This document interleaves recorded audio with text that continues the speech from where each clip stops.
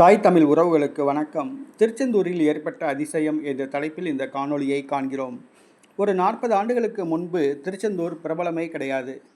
அங்கு இரவு 7 மணிக்கு மேல் ஆள் நடமாட்டமே அந்த கோயில் இருக்காது, வெறிச்சோடி இருக்கும். திருச்செந்தூர் கோயில் அருகே ஓட்டல்களும் கிடைக்காது, தங்கும் விடுதிகளும் இருக்காது, பேருந்து நிலையமும் கிடையாது, எந்த ஒரு போக்குவரத்து வசதியும் கிடையாது.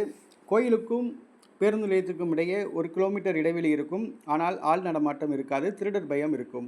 தற்பொழுது திருச்செந்தூர் மிகப்பெரிய ஒரு ஆன்மீக சுற்றுலா ஸ்தலமாக மாறிவிட்டது. பீங்காடாக இருந்த இடமெல்லாம் தற்பொழுது தங்கும் விடுதிகள் கட்டப்பட்டுள்ளன. நாம் பார்க்கும் இந்த தங்கும் விடுதி திருச்செந்தூர் பேருந்து நிலையத்துக்கு அருகில் உள்ளது.